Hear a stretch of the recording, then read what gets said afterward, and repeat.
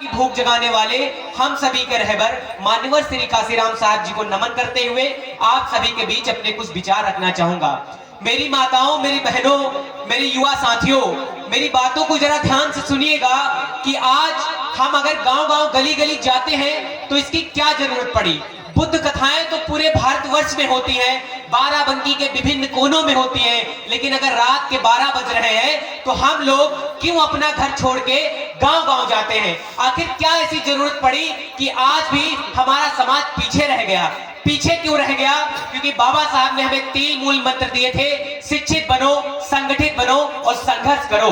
लेकिन आज 75 साल बाद भी हमारा समाज निचले पायदान से थोड़ा बहुत तो आगे गया, लेकिन आज बहुत आगे नहीं गया, क्योंकि बाबा साहब ने कहा था शिक्षा वो शेरनी का दूध है जो जितना पिएगा वो उतना दहाड़ेगा। लेकिन आप मेरी माताओं, मेरी बहनों, जरा इस बात को ध्यान से सुनिएगा।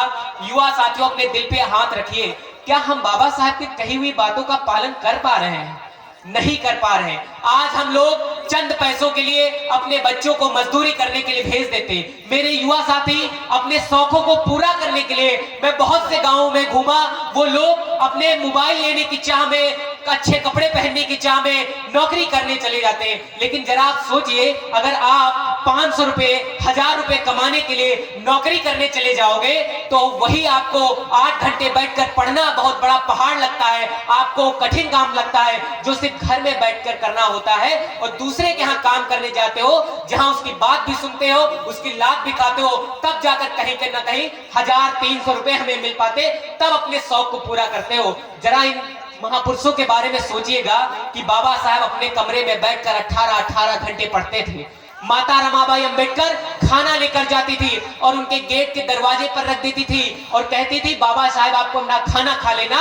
लेकिन जब दूसरे दिन का सूरज निकलता था, मेरी माँ, मेरी बहनों, मेरी युवा साथियों, सुनिएगा कि जब दूसरे दिन का सूरज निकलता था तब वो खाना उसी थाली में वैसे रखा रहता था, क्योंकि बाबा साहब एक एक मिनट अपने कीमती समाज को देना चाहते थे, क्योंकि उन्हें पता था कि जब हमारा बहुजन समाज पढ़ेगा तभी आगे बढ़ेगा। हम अपने महापुरुषों को क्यों धोखा दे रहे हैं? क्योंकि सोचिए, आज हम अच्छा घर बना लिए, अच्छा खा रहे हैं, खेती है, तो इसका ये मतलब नहीं कि हम बहुत मजबूत हो गए। आज भी हमारे लोगों को मारा जाता। अगर आज हम इस रात के 12 बजे इस पंडाल के नीचे बैठकर बुद्ध कथा सुन रहे हैं तो राजस्थान, मध्य प्रदेश, हरियाणा जैसे क्षेत्रों में आज हमारे समाज को सताया जाता है। एनसीआरबी डाटा कहता है कि हमारे साथ, हमारे रोज, प्रतिदिन, हर रोज जब सुबह होती है, रात होती है, 4 लोगों को रोज सताया जाता है, वो भी अपने समाज के होते हैं। इसलिए मैं कहता हूं, आप शिक्षित होइए, आधी रोटी कम खाइए, लेकिन पढ़िए। जब आप डीएम, एसपी, कलेक्टर बन जाएंगे तब जाकर अच्छी नौकरी के पदों पर पहुंचेंगे,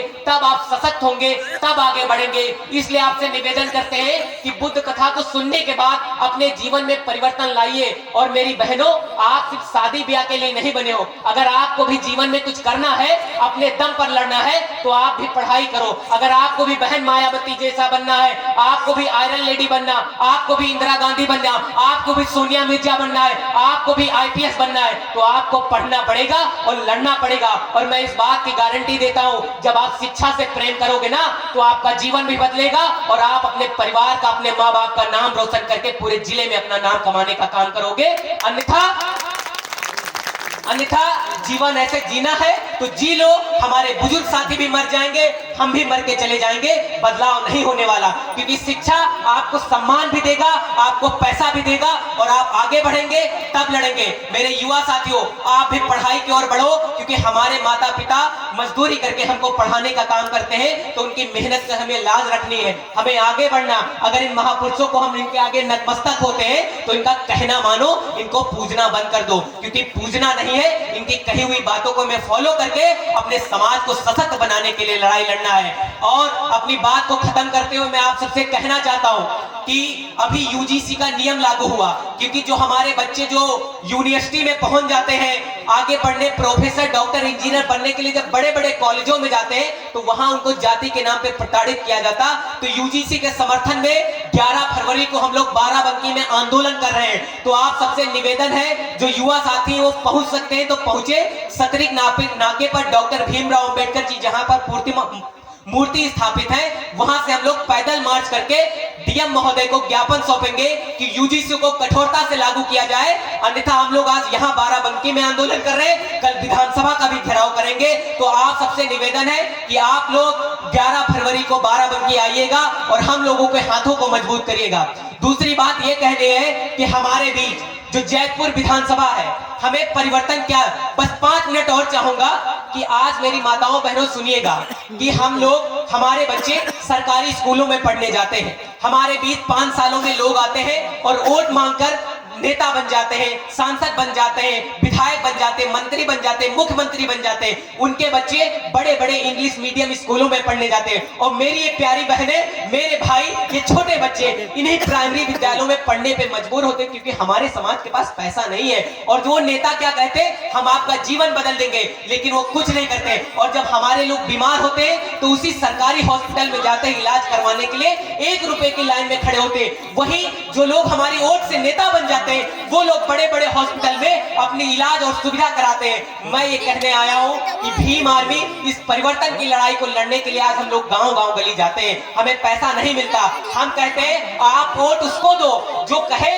हम समान शिक्षा नीति लागू करेंगे, जो कहे हम आपके क्षेत्र में अच्छे हॉस्पिटल बनाएंगे। और ये लड़ाई कोई नहीं करने आएगा।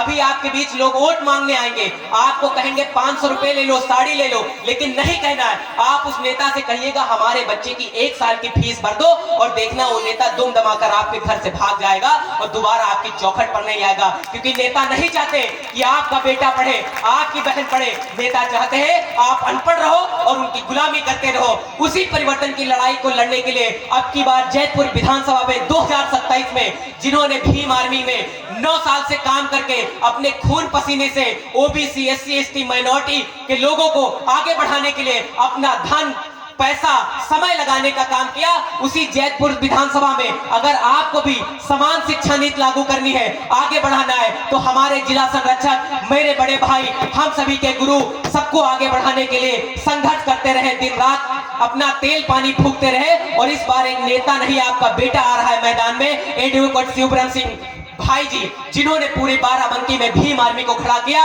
और मैं यहाँ से संकल्प लेता हूँ कि आपका छोटा भाई आपको आश्वासन देता है कि खुद को कुर्बान करके आपको 2027 में अगर नहीं बना पाएंगे तो 2032 में आपको जैतपुर की विधानसभा से लखनऊ भेजने का काम आपका भाई ऋषभ देशमुख करेगा। इस बात का वादा करता हूँ, आप हमारा साथ दीजिएगा। मैं आपसे कहता हूं कि आप साथ दीजिएगा। ये जो मेरा भाई बैठा है बड़ा यहाँ, शिवब्रह्म सिंह एडवोकेट, इन्होंने 10 साल आपको दिया है, 5 साल और देने का काम करेगा। और उन नेताओं की कुर्सी हम हटाने का काम करेंगे जो हमारी वोट लेकर चले जाते हैं और हमें ये आश्वासन देकर जाते हैं कि हम आपका जीवन बदलेंगे, लेकिन हमारा जीवन तो नहीं बदलता। उन लोगों को घरों से निकालकर रोड पर लाने का काम करेंगे कि हमारी बहनों को कब तक धोखे में रखोगे, हमारे बुजुर्ग साथियों को कब तक धोखे में रखोगे। हम अपनी हक और अधिकार की लड़ाई को लड़के रहेंगे और जीत के रहेंगे। इस बार आपको निवेदन करता हूं कि अपने हमारे बड़े भाई जिन्होंने हमारी लड़ाइयों को लड़ा और आगे बढ़ाया, तो इस बार विधानसभा जैतपुर से हमारे बड़े भाई एडवोकेट शिवब्रह्म सिंह को अपना समर्थन दीजिएगा और उन्हें आगे बढ़ाइएगा। इन्हीं बातों के साथ बहुत बहुत धन्यवाद। जय भीम, जोहार, इंकलाब जिंदाबाद।